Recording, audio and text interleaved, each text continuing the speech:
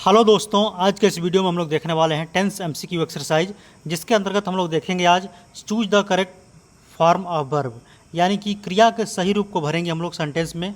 तो देखिए, कोई भी सेंटेंस हम लोग को आता है भरने के लिए, फिल इन द ब्लैंक्स करने के लिए आता है आपको। तो इसमें कुछ हिंट दिया रहता है कि कौन से टेंस के वर्ब को आपको फिल करना है। ऐसे यदि हम लोग सोचते हैं तो हम लोग को लगता है कि सब ऑप्शन सही है, कोई भी भर सकते हैं, लेकिन सभी से सेंटेंस जो आपको भरने वाला आता है उसमें कुछ न कुछ हिंट जरूर दिया रहता है कि आपको किस टेंस का रूप को भरना है, प्रेजेंट का भरना है, पास्ट का भरना है या कॉन्टिन्यूअस का भरना है। ठीक है, तो चलिए देखते हैं। पहला क्वेश्चन हम लोगों का है, I seldom to office late. Seldom जो वर्ड है आपका टाइम ऑफ एडवर्ब है। सेल्डम, ऑलवेज, ऑफन यदि आपके वाक्य में आता है तो हमेशा प्रेजेंट एंड डेफिनिट टेंस के वर्ब को फिल करना होता है। ठीक है, तो हम लोग जानते हैं कि आई के साथ क्या लगता है, मेरा वर्ब का फर्स्ट फॉर्म लगता है। तो आपका क्या हो जाएगा अफर्मेटिव सेंटेंस में, आई गो हो जाएगा। तो आपका पहला का ऑप्शन इसमें करेक्ट गो हो जाएगा, यानी मैं कभी कभार ऑफिस लेट जाता हूँ, कहने का मतलब ये है। दूसरा हम लोग का क्वेश्चन है, don't they often to the pictures on Sunday. मतलब कि क्या वे लोग अक्सर संडे को पिक्चर जाते हैं, कहने का मतलब ये है। तो इसमें तो आसानी से पकड़ सकते हैं, क्योंकि डू नॉट जब लगता है, डू नॉट, डज नॉट, तो हम लोग का प्रेजेंट एंड डेफिनिट टेंस का ही फिल होता है रूल को। ठीक है, तो यह ऑप्शन भी आ गया। एक इससे भी पकड़ सकते हैं या इससे भी पकड़ सकते हैं कि इसमें कौन सा टेंस का सही वर्ब हम लोग भरेंगे। तो ये हम लोग का प्रेजेंट एंड डेफिनिट टेंस के वर्ब को भरना है। ठीक है, तो हम लोग का क्या हो जाएगा, इसमें गो हो जाएगा, क्योंकि दे आपका थर्ड पर्सन का प्लूरल सब्जेक्ट है। तो क्रिया में यस या यस नहीं लगेगा, क्योंकि डू नॉट लगने के बाद तो बस केवल वर्ब का फर्स्ट फॉर्म ही लगता है। यदि अफर्मेटिव सेंटेंस रहता है तब हम लोगों का यस या यस लगता है। तीसरा क्वेश्चन हम लोगों का है, डज एट स्ट्रेंजर्स, मतलब कुत्ते अजनबियों पर भौंकते हैं।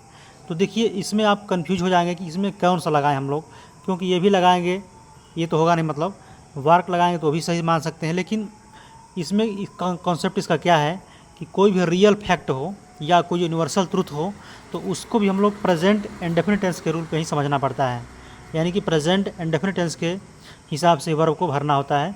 तो इसमें क्या हो जाएगा आपका, डॉग्स, यानी कुत्ते अजनबियों पर भौंकते हैं। तो मेरा थर्ड पर्सन का प्लूरल सब्जेक्ट है, तो क्रिया में यस या यस नहीं लगेगा। तो क्या हो जाएगा, बार्क। बार्क मतलब होता है भौंकना। तो करेक्ट ऑप्शन हो जाएगा C. 4 number, where do you now. ठीक है, ये जो आपका क्वेश्चन मार्क है, मतलब अब तुम काम कहाँ करते हो, कहने का मतलब यहाँ पे ये है इसका। तो देखिए, वेयर लगाया है, प्रश्नवाचक चिन्ह है आपका, इंट्रोगेटिव सेंटेंस पूछा है क्वेश्चन ये, और आपका डू लगा है। तो हम लोगों का यू के साथ क्या लगता है, वर्ब का फर्स्ट फॉर्म। तो मेरा डी ऑप्शन करेक्ट हो जाएगा। ठीक है, तो देखिए, प्रेजेंट कॉन्टिन्यूअस का भी हम लोग का रूल होता है जो, तो उसमें मतलब बताया गया था कुछ ऐसे एडवर्ब उसमें हैं कि नाउ अगर आता है, राइट नाउ मतलब आता है, तो उसमें कॉन्टिन्यूअस का रूल होता है। तो कोई भी वर्ब को हम लोग, जो कोई भी शब्द होता है तो उसको रट के नहीं समझना है कि इसमें हमेशा वही रोल होता है। यहाँ पे कहने का मतलब, यहाँ पे इसका डू लग गया सहायक क्रिया, तो यहाँ पे प्रेजेंट एंड डेफिनिट टेंस का ही रूल को फिट करना है आप लोगों को। ठीक है, तो आपका डी ऑप्शन ही करेक्ट होगा। तो चलिए 5 नंबर देखते हैं। 5 नंबर क्वेश्चन है, your watch does not correct time. आपकी घड़ी सही समय नहीं बताती है, मतलब कहने का मतलब सही समय नहीं बताती है। तो यहाँ पे क्या भरेंगे हम लोग, तो कीप है, कीप मतलब रखना भी होता है, कोई संरक्षित बनाए रखना भी होता है। तो यहाँ पे कीप वर्ड को ही भरना है हम लोगों को। तो 5 का ऑप्शन हो जाएगा ए ऑप्शन सही है, कीप। ठीक है, चलिए 6 नंबर देख लेते हैं। He dot dot for half an hour daily, मतलब वह 1 घंटा प्रतिदिन क्या करता है, तैरता है। स्विम मतलब होता है तैरना, करना होता है, स्विम में तैरना। तो देखिए, यहाँ पे कैसे समझेंगे आप लोग कि कौन सा वर्ब फिल करना है। तो देखिए, ये आपका एडवर्ब आया है, time of adverb daily. Daily, everyday यदि आता है वाक्य में तो हम लोगों को प्रेजेंट एंड डेफिनिट टेंस के हिसाब से वर्ब को समझना पड़ता है उसमें। तो आपका क्या हो जाएगा इसमें करेक्ट ऑप्शन, आपका हो जाएगा ही के साथ स्विम्स लगता है, बी ऑप्शन इसमें करेक्ट हो जाएगा, स्विम्स। तो चलिए 7 नंबर देख लेते हैं। यहाँ पे देखिए 2 खाली स्थान है, गोपाल खाली स्थान, फिर स्पेस दिया है खाली स्थान, in his room at this time. तो इसमें आप कौन सा भरेंगे, तो इसमें आपका ये संकेत, आपका हिंट दिया है ये sentence, at this time, at this moment. जब ऐसा सेंटेंस आता है आपका तो हम लोग को क्या होता है, प्रेजेंट कॉन्टिन्यूअस टेंस के हिसाब को वर्ब को फिल करना होता है। तो इसमें देखते हैं कौन सा ऑप्शन सही है आपका है। गोपाल के साथ क्या लगेगा, इज़ रीडिंग, यानी सी ऑप्शन इसका करेक्ट हो जाएगा।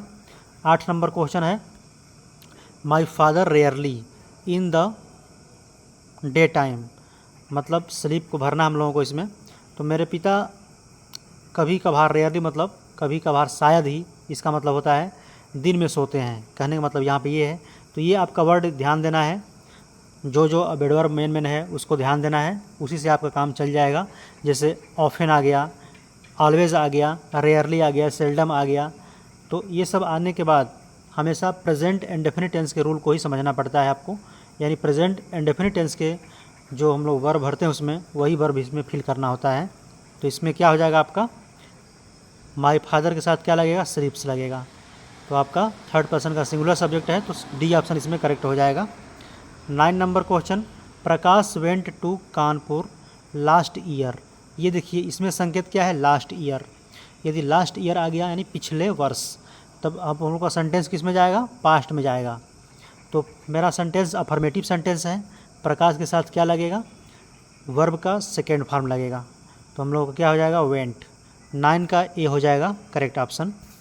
10 नंबर क्वेश्चन देख लेते हैं,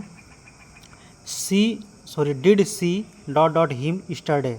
स्टरडे आ गया, लास्ट नाइट आ गया, लास्ट वीक आ जाता है। तो हमेशा पास्ट में जाता है सेंटेंस, पास्ट इंडेफिनिट में आपका। लेकिन यहाँ पे डिड लगा भी दिया है, ये भी संकेत, दो संकेत मिल जा रहा है यहाँ पे। तो इसमें क्या होगा आपका, देख लीजिए, पहला मीट्स है, मीट है, मेट है। तो हम लोग जानते हैं कि यदि पास्ट इंडेफिनिट में कोई भी सेंटेंस हो अफर्मेटिव को छोड़ करके, तो हम लोग का वर्ब का फर्स्ट फॉर्म ही लगता है।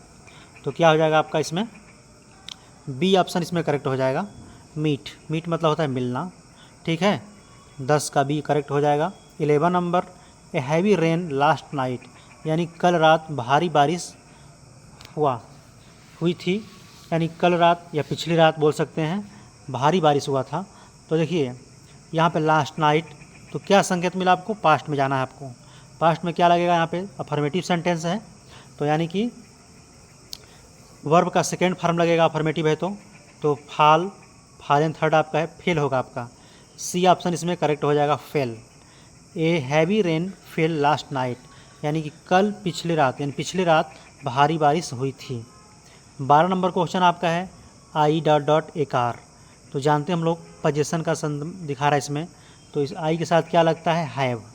आई हैव अ कार, यानी मेरे पास एक कार है। तो दोस्तों इस वीडियो के डिस्क्रिप्शन में इस चैनल के मतलब इस टॉपिक का प्लेलिस्ट का लिंक दिया हुआ है। और ग्रामर का टॉपिक को आप प्रैक्टिस करना चाहते हैं, जैसे नरेशन, वॉइस, नाउन, तो चैनल के प्लेलिस्ट पे जाइए, उसमें सभी का प्लेलिस्ट अलग अलग बना हुआ है, उसमें आप MCQ के माध्यम से प्रैक्टिस कर सकते हैं। धन्यवाद।